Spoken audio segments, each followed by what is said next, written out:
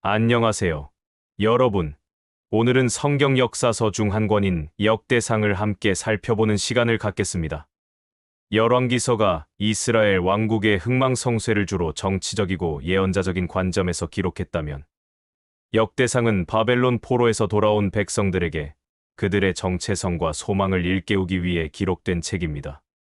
이 책은 특별히 다윗 왕조의 정통성, 성전 예배의 중요성, 그리고 레위 지파의 역할을 강조하며 이스라엘 역사를 새로운 관점에서 재조명합니다. 역대상은 왜 이렇게 긴 족보로 시작될까요? 다윗의 이야기는 왜 또다시 자세히 기록될까요? 그리고 이 책이 포로 귀환 후의 백성들에게 어떤 의미를 주었을까요? 열왕기서와는 또 다른 시각으로 이스라엘의 역사를 바라보는 역대상은 단순히 과거의 기록이 아니라 절망 속에서도 하나님과의 언약을 기억하고 미래를 향한 소망을 품게 하는 메시지를 담고 있습니다. 오늘 우리는 역대상 29장 전체를 시간 순서대로 살펴보며 인류의 시작부터 다윗 왕조의 영광스러운 시대까지 그 안에 담긴 하나님의 변함없는 언약과 통치를 깊이 있게 묵상해 볼 것입니다. 지금부터 정체성과 소망의 역사, 역대상의 세계로 함께 떠나보시죠. 1점. 인류의 시작부터 다윗까지의 족보 역대상 1회 9장. 아담부터 아브라함까지 1일에 27. 역대상은 아담부터 시작하는 긴 족보로 문을 엽니다. 이는 이스라엘의 역사가 인류 전체의 역사, 곧 하나님의 창조와 구원 계획의 한 부분임을 보여줍니다. 노아의 후손과 셈, 함, 야벳의 계보를 거쳐 아브라함의 자손까지 이어집니다. 이는 이스라엘 민족의 기원을 상기시키고 모든 인류가 한 근원에서 시작되었음을 강조합니다. 아브라함부터 야곱까지의 후손 1, 2, 8에 5, 4. 아브라함의 자손 중 이스마엘과 에서의 족보도 기록되지만 초점은 이스라엘 야곱의 12아들에게로 옮겨집니다. 이는 이스라엘이 단순히 한 민족이 아니라 하나님이 아브라함에게 약속하신 언약의 자손임을 강조합니다. 이스라엘 12지파의 족보 2에 8장. 이스라엘의 12아들 유다, 시므온, 르우벤, 갓, 므낫세 반 지파, 에브라임, 이삭, 스불론, 단, 아셀, 납달리, 베냐민, 레위의 족보가 각 지파별로 상세히 기록됩니다. 유다 지파의 족보가 가장 길게 기록되는데 이는 다윗 왕조가 유다 지파에서 나왔음을 강조하기 위함입니다. 2의 4장. 특별히 다말을 통해 베레스의 계보가 이어지는 것을 언급하여 다윗 왕조가 단순히 혈통의 순수성뿐 아니라 하나님의 주권적인 개입으로 세워졌음을 암시합니다. 24. 르우벤, 갓, 므낫세 반 지파의 족보에는 그들이 왜 요단 동편에 정착했는지와 아시리아에게 포로로 잡혀갔다는 비극적인 결말도 포함됩니다. 5장. 레위 지파의 족보가 상세히 기록되는데 이는 성전 예배와 제사 직분의 중요성을 부각하기 위함입니다. 그들의 거주지와 직분에 대한 설명도 포함됩니다. 6장. 포로에서 돌아온 자들의 족보와 예루살렘 거주자들 9장. 바벨론 포로에서 돌아온 자들의 족보가 기록됩니다. 이는 포로기 이후 공동체가 자신들의 뿌리와 정체성을 다시 확립하는 데 중요한 역할을 합니다. 예루살렘에 거주하는 자들의 족보가 특별히 언급되는데 이는 예루살렘이 이스라엘의 중심지이자 예배의 처소로서의 중요성을 강조합니다. 사울 가문의 족보가 다시 한번 기록되어 이스라엘 초대 왕 사울의 실패를 상기시키고 그와 대조되는 다윗의 정통성을 간접적으로 보여줍니다. 935에 44. 2점. 다윗의 통치와 하나님의 언약 역대상 10에 17장. 사울의 죽음과 다윗의 즉위 10에 11장. 열왕기하와 동일하게 길보아 산에서 사울의 비극적인 죽음으로 시작됩니다. 이는 왕의 실패가 곧 백성의 고통으로 이어진다는 교훈을 줍니다. 이스라엘 모든 지파가 헤브론으로 와서 다윗을 왕으로 추대합니다. 역대기 기자는 다윗이 하나님의 말씀대로 왕이 되었음을 강조합니다. 113. 다윗은 난공불락의 요새 예루살렘을 점령하고 다윗성이라 명명하며 수도로 삼습니다. 114에 99 다윗의 용사들과 군대 12자 각 지파에서 다윗에게 모여든 용사들의 명단과 그들의 활약이 상세히 기록됩니다. 이들은 모두 다윗의 왕권을 굳건히 하고 이스라엘을 강대하게 만든 충성스러운 자들이었습니다. 이는 다윗의 리더십이 얼마나 많은 사람들의 지지와 충성을 얻었는지 보여줍니다. 언약궤의 예루살렘 운반일 3배 16장 다윗은 하나님의 임재를 상징하는 언약궤를 예루살렘으로 가져오려 합니다. 역대상은 이 사건에 더 많은 지면을 할애합니다. 첫 시도에서 잘못된 방법술에 싣고 옴으로 인해 웃사가 죽는 비극이 발생하고 다윗은 두려워합니다. 13장 하지만 다윗은 하나님의 율법을 깨닫고 레위인들이 어깨에 메고 운반하는 올바른 방법으로 언약궤를 예루살렘으로 성공적으로 가져옵니다. 15장이는 성전 예배의 중요성과 율법에 대한 순종을 강조합니다. 언약궤가 다윗성에 안치되자 다윗은 온 백성들과 함께 기쁨으로 찬양하고 제사를 드립니다. 다윗은 백성들에게 축복하고 음식을 나누어 줍니다.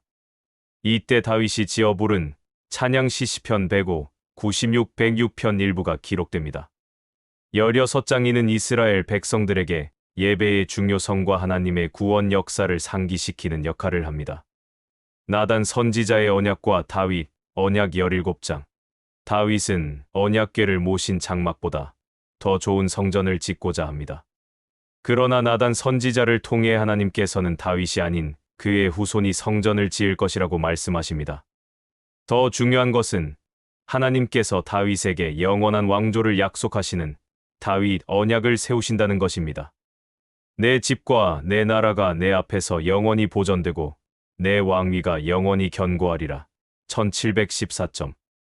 이 언약은 역대기서 전체의 핵심 주제 중 하나로 포로 귀환 후의 백성들에게 메시아 왕국의 소망을 심어주는 역할을 합니다. 다윗은 이 언약에 감격하여 하나님께 감사 기도드립니다. 3점. 다윗의 위대한 업적과 성전 준비 역대상 18회 27차 다윗의 승리와 통치 18회 2공자 다윗은 주변 국가들을 정복하며 이스라엘의 영토를 확장하고 강력한 왕국을 건설합니다. 역대기 기자는 다윗이 가는 곳마다 여호와께서 이기게 하셨더라. 186. 13고 강조하며 그의 모든 승리가 하나님의 도우심이었음을 부각합니다. 이는 열왕기서보다 다윗의 승리와 영광을 더욱 강조하여 포로기 이후의 백성들에게 자부심과 소망을 심어주려 합니다. 인구 조사와 전염병, 성전터 준비 스무한자 사탄이 다윗을 충동하여 인구 조사를 하게 합니다. 이는 다윗이 하나님을 의지하지 않고 자신의 군 사력을 과시하려 했던 교만 때문이었습니다. 하나님께서는 이에 진노하시고 전염병으로 7만 명을 죽이십니다. 다윗이 회개하며 하나님께 제단을 쌓고 번제를 드린 곳이 바로 오르난의 타작마당이며 이곳이 훗날 솔로몬이 성전을 짓는 터가 됩니다. 이 사건은 다윗의 죄를 보여주지만 동시에 성전이 세워질 신성한 터가 어떻게 확정되었는지를 강조합니다.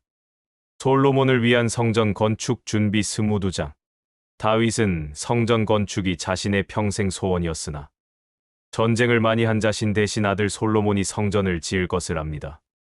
그는 솔로몬을 위해 막대한 양의 금, 은, 놋, 철과 백향목 등 성전 건축 재료들을 미리 준비합니다.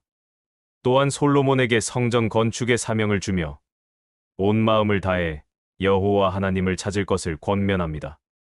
레위 지파와 제사장들의 조직 2-3배 2-6장 다윗은 성전 봉사를 위해 레위 지파의 역할과 직무를 상세하게 조직합니다. 레위 사람들을 층계별로 분류하고 제사장 아론의 후손들을 나누어 반차를 정합니다. 24장 찬양대원들의 조직 25장과 문지기들의 직무 26장 등 성전 예배와 관련된 모든 체계가 다윗에 의해 세밀하게 계획되었음을 강조합니다. 이는 포로기 이후 공동체가 재건될 때 성전 예배의 회복이 얼마나 중요한지를 보여주는 메시지였습니다. 이스라엘의 군대 조직과 관료들 27장 이스라엘의 군대 조직, 각 지파의 지도자들, 그리고 다윗 왕국의 주요 관료들의 명단이 기록됩니다.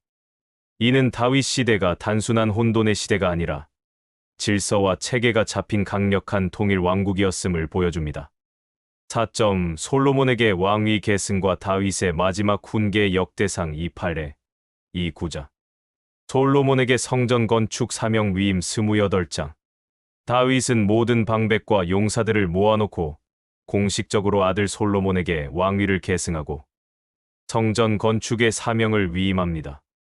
다윗은 솔로몬에게 너는 내 하나님 여호와를 알고 온전한 마음과 기쁜 뜻으로 섬길지어다 289라고 당부하며 순종의 중요성을 강조합니다. 그는 하나님께서 자신에게 성전의 식양 설계도를 보여주셨고 솔로몬이 그 설계도대로 지어야 한다고 말합니다. 이는 성전 건축이 인간의 아이디어가 아닌 하나님의 뜻이었음을 강조합니다. 성전 건축을 위한 헌금과 다윗의 기도 29장 다윗은 자신뿐만 아니라 백성들에게도 성전 건축을 위한 자원하는 마음으로 헌금할 것을 요청합니다. 백성들이 기쁨으로 자원하여 풍성한 예물을 드립니다. 다윗은 이에 감격하여 하나님께 위대한 감사와 찬양 기도를 드립니다. 이 기도에는 하나님의 주권, 권능, 영광, 부와 지혜가 모두 하나님께로부터 왔다는 고백이 담겨 있습니다. 2910에 19 다윗은 다시 한번 솔로몬을 이스라엘의 왕으로 세우고 하나님께 제사를 드립니다. 다윗의 죽음 2926에 3 다윗은 나이가 많아 늙도록 부하고 존귀하다가 죽습니다. 역대기 기자는 다윗의 삶을 영광스럽게 마무리하며 그가 다스린 모든 업적과 통치 기간을 요약합니다. 다윗의 통치는 하나님의 언약과 순종의 축복을 상징하는 모델이 됩니다. 우리는 오늘 역대상 29장 전체를 통해 인류의 시작부터 다윗 왕조의 영광스러운 시대까지의 역사를 살펴보았습니다. 이 책은 바벨론 포로에서 돌아온 백성들에게 그들의 뿌리와 정체성, 그리고 미래에 대한 소망을 일깨우는 중요한 메시지를 전달합니다. 열왕기서와는 다른 관점에서 기록된 역대상은 우리에게 다음과 같은 중요한 영적 교훈을 남깁니다. 첫째, 족보를 통한 정체성과 언약의 계승입니다. 역대상은 긴 족보로 시작하여 이스라엘 백성이 누구로부터 왔으며 하나님의 언약이 어떻게 대대로 이어져 왔는지를 보여줍니다. 이는 포로기 이후 정체성을 잃었던 백성들에게 너희는 아브라함의 자손이요 하나님의 언약 백성이다라는 강력한 메시지를 전달합니다.